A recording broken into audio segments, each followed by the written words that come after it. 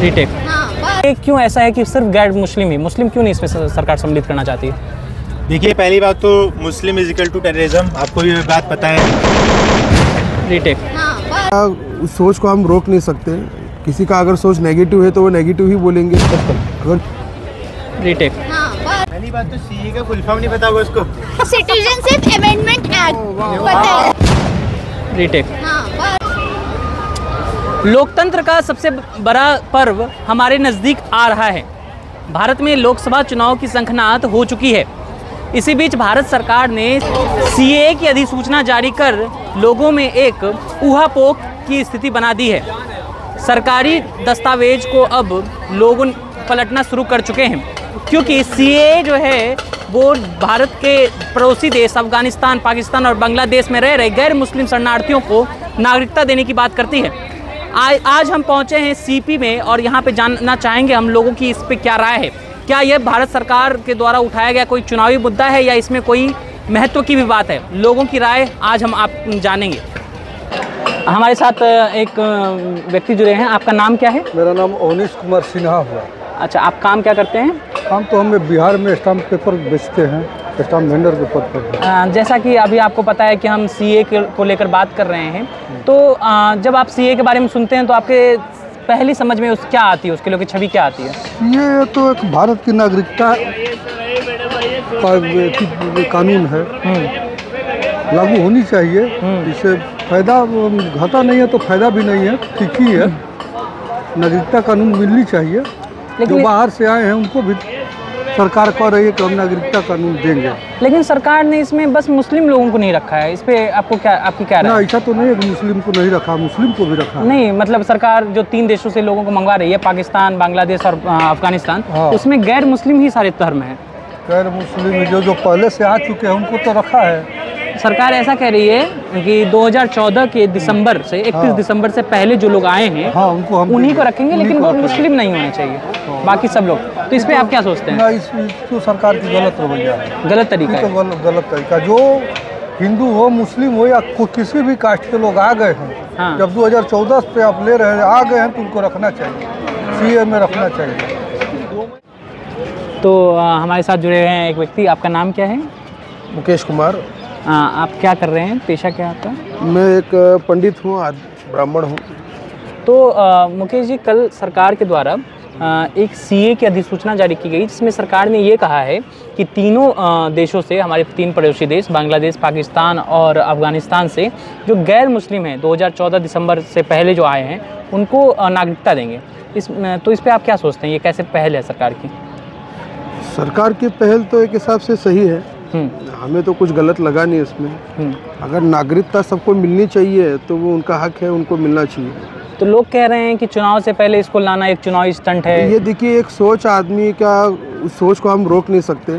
किसी का अगर सोच नेगेटिव है तो वो नेगेटिव ही बोलेंगे। बिल्कुल। अगर जिनको पॉजिटिव बोलना है वो पॉजिटिव ही बोलेंगे। अभी इलेक्शन के नज़दीक अगर ये काम हुआ है तो लोगों के सोच में तो ये आएगा ही। वो भी जायज़ है कि इलेक्शन नज़दीक है तभी ये काम हुआ, तो लोग यही सोचेंगे कि शायद कुछ ना कुछ इसमें राजनीति है। तो आपके विचार से ये एक अच्छा कदम है सरकार का? सरकार का एक अच्छा कदम है। सरकार को जो अच्छा लगा है सरकार ने किया है, और एक हिसाब से देखा गया तो ये गलत नहीं है, ये पहले हो जाना चाहिए था, ये अभी हुआ है। सरकार ने कुछ किया है, कदम डाला है, तो ठीक ही है। तो इसके साथ साथ सरकार एनआरसी और एनपीआर की भी बात कर रही है, तो क्या लगता है आपको एनआरसी और एनपीआर को भी लागू कर देनी चाहिए? देखिए, एनआरसी और एनपीआर लागू हो तो भी कुछ बुरा नहीं है, अच्छा ही है। बिल्कुल जी, ठीक। अभी हम राजीव चौक के सेंट्रल पार्क पर मौजूद हैं और हमारे साथ जुड़े हैं दिल्ली विश्वविद्यालय के कुछ छात्र। आपका नाम क्या है? मेरा नाम गुरु प्रताप सिंह है। तो गुरु सिंह जी, आप ये बताइए कि अभी जो कल भारत सरकार ने सीए को लेकर अधिसूचना जारी की है, आप इसको कैसे देखते हैं? क्या ये चुनावी स्टंट है आपकी नज़रों में? चुनावी स्टंट तो नहीं कह सकते हैं, बट ये हमारे देश की प्रगति के लिए बहुत ही ज़रूरी है। किस तरह से ज़रूरी है देश की प्रगति के लिए? इस तरीके से ज़रूरी है कि आपको भी पता होगा कि आप एक पढ़े लिखे व्यक्ति हैं, तो जो हमारा जो जीडीपी डिस्ट्रीब्यूट होती है, जब डिस्ट्रीब्यूट होती है और जो पर कैपिटा इनकम निकाला जाता है वो हर एक इंसान पे निकाला जाता है जो रिकॉर्डेड होते हैं। बट एक्चुअल में सिनेरियो कुछ और है।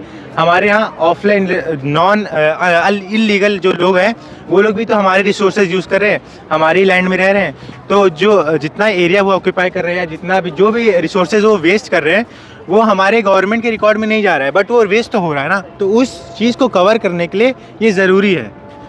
वो जो रिसोर्सेज वो लोग यूज़ कर रहे हैं उसके लिए वो पे कर रहे हैं।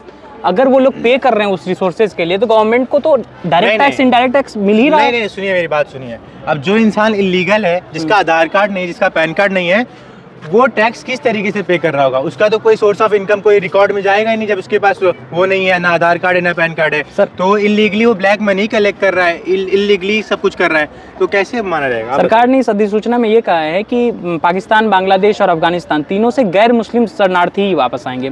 31 दिसंबर 2014 से पहले आए हुए सारे शरणार्थी यहाँ पे नागरिकता दी जाएगी। तो आपको ये क्यों ऐसा है कि सिर्फ गैर मुस्लिम ही, मुस्लिम क्यों नहीं इसमें सरकार सम्मिलित करना चाहती है?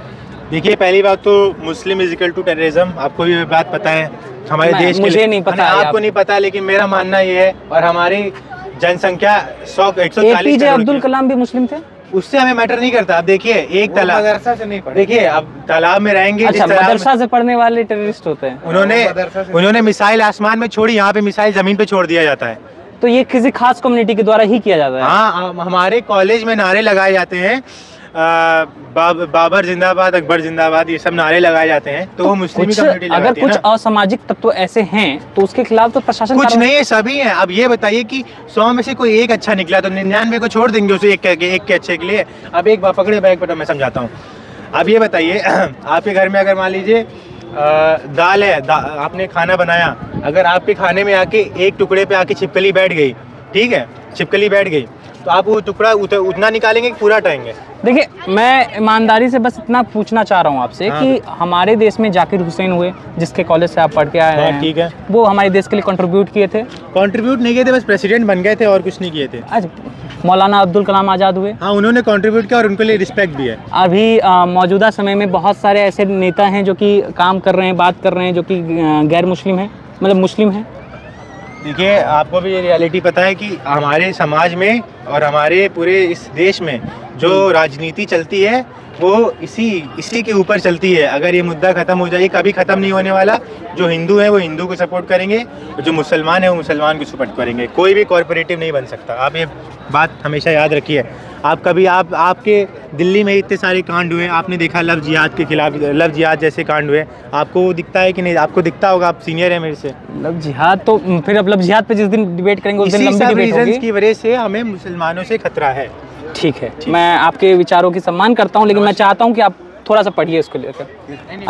मैं आपसे एक चीज़ पूछना चाहूँगा। असुद्दीन ओवैसी जो हैं उन्होंने कहा है, AIM के जो राष्ट्रीय अध्यक्ष भी हैं, उन्होंने कहा है कि ये जो है वो सुप्रीम कोर्ट और संविधान के खिलाफ सरकार जा रही है, ये असंवैधानिक है। ये जो कल सरकार ने CAA की बात की है वो असंवैधानिक। आपको कैसा लगता है? ये असंवैधानिक तो नहीं है मेरे हिसाब से, क्योंकि लोकसभा में पास हुआ, राज्यसभा में पास हुआ, जितनी लीगल तरीकों से होना चाहिए था वो सब हुआ था। लगभग 105 वोट विपक्ष में भी आए थे इसके, मेजॉरिटी। और 2019 के दिसंबर में इसके लेकर एक बहुत बड़ा प्रदर्शन भी हुआ था। ये प्रदर्शन करते रहते हैं, पर जो होना था वो हो गया। जो सही था, उचित था, जिन्हें लोगों ने सांसद तक पहुंचाया था, जिस लिए पहुंचाया था, उन्होंने अपना काम बाखूबी किया है और कर रहे हैं। आपका नाम एक बार बताइए। मेरा नाम आदित्य प्रताप सिंह है। शुक्रिया आदित्य, धन्यवाद। आपका नाम क्या है? मेरा नाम अभिषेक तिवारी है। अभिषेक जी, आप किस चीज़ की पढ़ाई कर रहे हैं? मैं BCom की पढ़ाई कर रहा हूँ। BCom कर रहे हैं आप। तो अभी सरकार का एक खबर, सरकार ने जो अधिसूचना जारी की होगी, आपने देखा होगा। सरकार ने ये कहा है कि हम 3 देशों से 2014 दिसंबर से पहले आने वाले गैर मुस्लिम शरणार्थियों को लेकर आ रहे हैं। उस पर राजनीतिक प्रतिक्रियाएं आ रही हैं। लोग कह रहे हैं कि ये चुनाव से पहले सरकार की एक पॉलिटिकल स्टंट है। आप क्या सोचते हैं इसके बारे में? देखिए, पहली बात तो ये पॉलिटिकल स्टंट नहीं है। इसके लिए बहुत पहले से ही प्लान बन रहा था कि इसको लाना है, और ऐसा लग भी रहा था कि ये चुनाव के समय में ही आएगा। तो ये क्यों लग रहा था चुनाव के समय में आएगा? क्योंकि देखिए पहले जो है वो रिजेक्ट हो चुका था। पहले लोगों ने, उस समय कोविड का टाइम था, तो जब कोविड से हम थोड़ा बाहर आए, जब चीज़ें जब नॉर्मल फेज़ में चलना चालू हुई, तब उसके ऊपर प्लान उसके ऊपर फिर से निर्धारित किया गया और फिर उसको चलाने के लिए कोशिश की गई। तो अगर ये इसमें मुस्लिम शरणार्थियों को भी शामिल कर लिया जाता तो क्या नुकसान था इसका? देखिए सबसे पहली बात यह है कि इनमें क्रिश्चियंस और हिंदूज और सिख्स को इसलिए शामिल किया गया है क्योंकि अगल बगल जो भी 3 कंट्रीज़ की मेंशन उसमें की गई है, ठीक है, वो मुस्लिम मेजॉरिटी कंट्री है। बिल्कुल। और वहाँ पे माइनॉरिटीज़ की हालत बहुत बेकार इस समय चल रही है। तो इस कारण से उनको उनकी फ्रीडम राइट्स को देने के लिए उन्होंने ये रूल बनाया। अगल बगल सारे मुस्लिम मेजॉरिटी हैं, तो ऑब्वियसली बात है कि उनको भी लॉ चाहिए, उनको भी फ्रीडम चाहिए, तो वो उनके फ्रीडम्स को सेफगार्ड करने के लिए रूल बनाया गया ताकि ये लोग आके इंडिया में और इसमें ये भी एक चीज़ है कि इसमें जो 2014 के पहले लोग आए हैं उन्हीं को नागरिकता दी जाएगी, उसके बाद के लोगों को नागरिकता नहीं दी जाएगी। आपको एक मिनिमम पीरियड रहना पड़ेगा यहाँ पे, तभी आपको नागरिकता दी जाएगी। बिल्कुल, तुरंत आपको नागरिकता नहीं मिल जाएगी। लेकिन मैं सवाल ये पूछ रहा हूँ कि अगर किसी भी देश में मुस्लिमों के साथ अत्याचार हो रहा है तो वो भी तो माइनॉरिटी में आ जा रहे हैं ना। आप माइनॉरिटी किसे कहते हैं? जो अत्याचार, जो शोषित वर्ग हैं, जिनके पास अधिकार नहीं है, तो आप उन मुसलमानों को क्यों नहीं अधिकार देने की बात कर रहे हैं? मतलब एक सवाल, एक विचार तो ये भी उठ रहा है ना कि हम क्यों नहीं उन मुसलमानों को, शरणार्थियों को भारत की नागरिकता दें? देखिए सबसे पहली बात यह है कि जो हालत हिंदूज़ की और सिख्स की और क्रिश्चियंस की है दूसरी कंट्रीज़ में, वो किसी से बेकार है, वो सबसे बदतर है। अच्छा, सबसे बदतर है। और जहाँ तक बात रही मुस्लिम्स की, तो मुस्लिम्स को भी देना चाहिए एट सम पॉइंट कुछ कम्युनिटीज़ को, बट अगर आप सिर्फ एक कम्युनिटीज़ को करेंगे तो आप वो दूसरे कम्युनिटी भी कहेंगे कि हमको भी दो, तो वो इससे ना बहुत ज़्यादा मतलब विवाद वाले सिचुएशन खड़े हो जाएंगे। अच्छा, सरकार NRC और NPR को भी लाने की बात करी है, जो कि अभी नहीं आई है, जिसकी अधिसूचना जारी नहीं हुई है। तो आप क्या समझते हैं कि जब NRC और लोगों को बहुत ज़्यादा भटकाया जा रहा है पॉलिटिक्स के नाम पे, लोगों को ये कहा जा रहा है, आपको पता है? हम नहीं, मतलब मुझे नहीं पता। देखिए जो भी पॉलिटिकल स्टंट वाले हैं वो भटका रहे हैं, इसमें किसी का भी कोई लॉस नहीं है। देखिए सबसे पहली बात NRC की जो बात रही, NRC में बस इलीगल इमिग्रेंट्स को बाहर करने की बात कर जा रही है। तो कौन है ये इलीगल? रोहिंग्यास। इसमें इंडियन मुस्लिम्स का कोई भी वो लॉस नहीं है। इवन जिनको कुछ चीज़ें पता है वो अपना पक्ष उठा रहे हैं, उनको कोई आपत्ति नहीं है। देखिए इलीगल इमिग्रेंट्स जो है ना, वो हमारे देश के लिए समझ लीजिए एक तरह से खतरा ही है, क्योंकि वो हमारे देश की सिक्योरिटी के लिए खतरा है। तो अगर हम इस पे स्टेप नहीं उठाएंगे। आपका नाम क्या है? पूजा।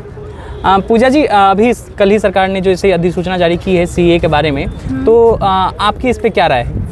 मेरी यही राय है कि जैसे कि मैं बहुत बड़ी बीजेपी की सपोर्टर हूँ, तो मेरे लिए तो ये काफ़ी अच्छा स्टेप है। और ऐसा कुछ भी नहीं है कि कोई पॉलिटिकल स्टेप है या इलेक्शन के लिए किया गया है। ये इसका जो बिल था वो बहुत पहले 2019 में ही पास हुआ था, और ये एक बहुत अच्छा स्टेप है। वहाँ के यहाँ के जो बाहर के देश से आ रहे लोग, जैसे हिंदू, क्रिश्चियन और सिख, उनको यहाँ पे सिटीजनशिप मिल रही है। वो इतने टाइम से इसके लिए मतलब मांग कर रहे थे, तो फाइनली उनको यहाँ पे एक आइडेंटिटी मिलेगी, वो लोग आराम से यहाँ पे रह सकते हैं। तो इसमें कुछ लोगों का कहना है कि इसमें मुस्लिमों को क्यों ही बाहर रखा गया है? जब सबको ले ही रहे हैं तो आपको मुस्लिमों से क्या दिक्कत है? गवर्नमेंट से कुछ लोग ऐसे सवाल पूछ रहे हैं। ये वही लोग हैं जो खुद को बताते हैं कि वो माइनॉरिटीज़ में, लेकिन अगर कोई कंट्री में मतलब हिंदूज़ के बाद जो सबसे ज़्यादा मेजोरिटी में है वो मुस्लिम्स हैं, तो ऐसा बिल्कुल भी नहीं है कि उनको आइडेंटिफाई नहीं किया गया। उनको हर एक राइट दिया गया है, लेकिन फिर भी उनको बहुत सारे राइट्स मिले हैं और उनको इसका बेनिफिट भी है। तो जिनको बेनिफिट नहीं मिल रहा है उनके लिए स्टेप लिया गया है, तो एक तरह से अच्छा भी है ये।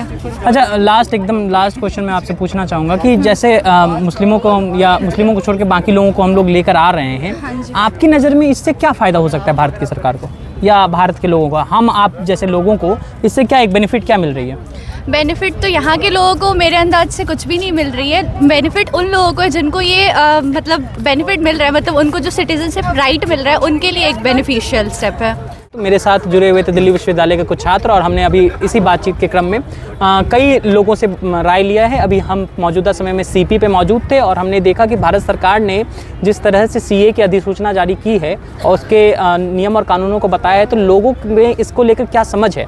और आगामी चुनावी रिपोर्ट्स में आप इसी तरह की वीडियो देखने के लिए जुड़े रहिए रैपअप के साथ। चैनल को सब्सक्राइब कीजिएगा। कैमरा के पीछे हैं प्रद्युम्न, मैं रोहित, रैपअप।